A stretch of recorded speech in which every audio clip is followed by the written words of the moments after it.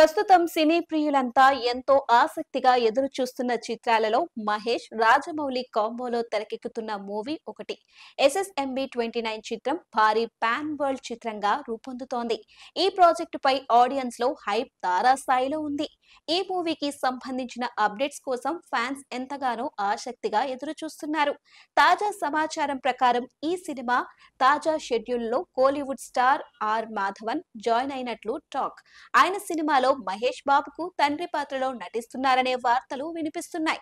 ఈ పాత్ర కోసం నిర్మాతలు ముందుగా నానా పాటేకర్, విక్రమ్ వంటి స్టార్స్ ను కూడా సంప్రదించినట్లు సమాచారం. ఒడిశా, హైదరాబాద్ లో కీలక షెడ్యూల్ పూర్తి చేసిన టీం కొంతకాలం విరామం తీసుకుంది. ప్రస్తుతం రాజమౌళి నేతృత్వంలో తాజా షెడ్యూల్ కెన్యాలో ప్రారంభమైంది. భారీ యాక్షన్ సన్నివేశాలు, చేజింగ్ సీన్లను అక్కడ అంబోసెలి నేషనల్ పార్క్ సహా ఇతర అటవీ ప్రాంతాల్లో తెరకెక్కిస్తున్నారని సమాచారం. దీనికోసం ఇప్పటికే ప్రభుత్వం నుండి అవసరమైన అనుమతులు కూడా తీసుకుంటున్నట్లు తెలుస్తోంది. రాజమౌళి సినిమాలంటే కథపై ప్రత్యేక ఆసక్తి ఉంటుంది. ఈసారి కూడా అదే ఆసక్తి కనబరుస్తున్నారు. ఈ మూవీ కథ ఆఫ్రికన్ అడవుల నేపథ్యంలో సాగే ప్రపంచ యాత్రగా ఉండబోతోందట.